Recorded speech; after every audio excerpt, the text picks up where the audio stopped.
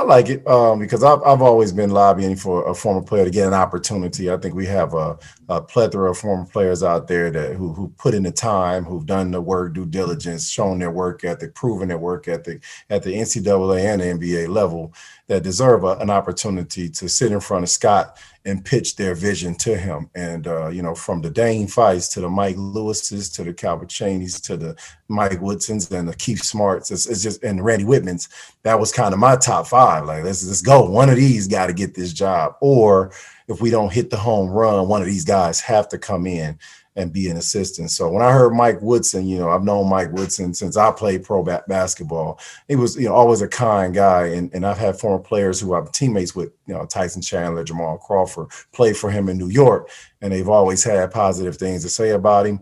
I think it's something, that IU needs right now. Whoever was coming in, IU is going to hit a hard reset with, rebuilding that thing, because it is at the bottom. Let's just not sugarcoat it. Transfers, people want to leave. If somebody wants to leave Indiana, that's crazy. That means, hey, we might be towards the bottom, and we need to bring somebody in who can set that culture. So I feel like Mike Woodson, with his connections, I feel like we might need an NBA guy to lure some of those guys in, some of those 5-star recruits that we might need to help get us over the top, but also understands the culture of player development and building guys. And that's what I'm excited with Coach Woody about.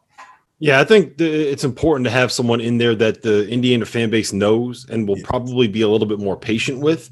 I do think that it's going to be a couple of years before you really get this thing going again, and having someone in there that they know and they love and they respect, that's part of the family, will make it a little bit easier to kind of deal with some of the growing pains, so to speak. My thing with hiring guys straight out of the NBA is that when was the last time that Mike Woodson was coaching in college? Like 1980 something? Right, so, 1980 something, yeah. Yeah, it's the biggest thing is that it's when you're a college basketball head coach, your job is so much more than just the basketball stuff. It's dealing with boosters and dealing with donors and dealing with AAU coaches and dealing with high school coaches and making sure parents are satisfied and make sure kids are in class and that their grades are up and all the stuff that doesn't have to do with the actual basketball itself. So I'm not worried about his X's and O's. I'm not worried about the basketball acumen. What do you think he needs to do to be able to make sure that he's able to run a college basketball program the way that college basketball programs need to be run in 2021? I think he really needs to do his due diligence in understanding the state of Indiana basketball landscape, as well as the recruiting landscape, and find the right guys to come in and help him put his imprint in recruiting. I think that's the biggest thing, is to getting to know that landscape around the Midwest, where Indiana has historically been successful. Sure, we pull some guys from Louisiana, we pull them from Florida every now and again, but the core of those guys were not only from the state of Indiana, which people think it's got to be an all Indiana team all of a sudden, but Isaiah Thomas wasn't from Indiana. You know what I mean? There was a plethora. Daryl Thomas, all these guys that helped win championships weren't from Indiana, so he has to get his imprint on the Midwest, and that's going to be his tallest order, in my opinion. I think he can. I think with this, when you're just looking and you make common sense, you're using your common sense for a guy like Scott Dauster, who's a smart guy, took his time with it. I felt like he may have, I don't know this for sure, he got struck out maybe on a couple guys, and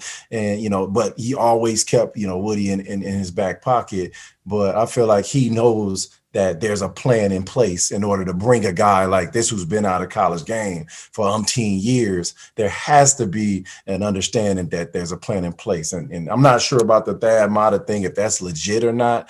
I'm seeing it, but, with that, those guys with putting their heads together, man, they should create a monster staff, but also a staff that, that understands Indiana basketball. So that's his biggest challenge, in my opinion. Yeah, I like the addition of Thad. On the one hand, I think Thad is just a brilliant basketball mind, and it's always good to have, like, the more basketball minds you have involved, the better. I also think it's a good thing for him to be able to kind of scratch the itch, so to speak, without actually having to dive head on into being a full-time basketball coach again, because I just don't think that he wants to deal with the day-to-day grind of scouting and recruiting and going on all these trips and being away from. I think he just kind of wants to coach some basketball, have the competitive juices flow, and be able to go home and go to sleep at night and not have to worry about making 27 calls.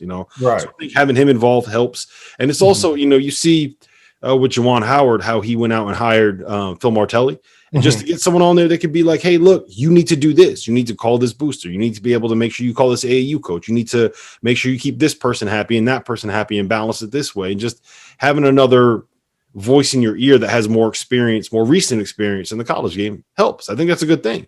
But I also think you're right. Like he needs to knock it out of the park with his staff to make sure he gets guys that can, like you mentioned, get all the players, not just from Indiana, but from Chicago and from Milwaukee and from Illinois, just anywhere in that Midwest. You got to make Indiana be the brand that you have to go to again, I think. Yeah. And I agree with that, man. I just think that there's this the stigma that, all the great players from Indiana came from the state of Indiana and they only need to recruit Indiana. They got to get all the 5 stars from Indiana.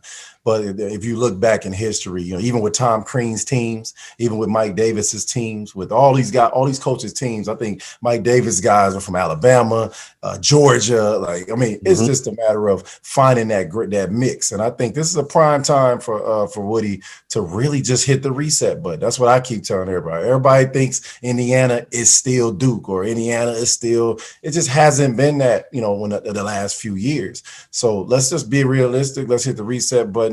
Let's keep the kids that really want to be at Indiana and not focused on, their draft stock and all this other stuff that these kids have, as issues with, staying focused on a team.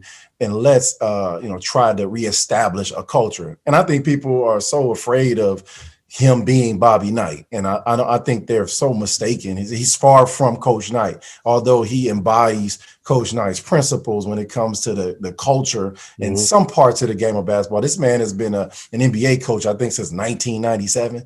So he's seen the evolution of the way the game is being played. And if there's a guy that I would trust to create a fun style of basketball for people to watch, but also have defense and accountability and always respecting the culture and the traditions, it's this guy. Like, it's the fact that he's a former player, it doesn't matter. It's just like I want him to be a former player because as former players, we're all going to come back and we're all going to back this guy. And we're going to support him, be patient with him, and support him in his quest to reestablish the Indiana basketball culture.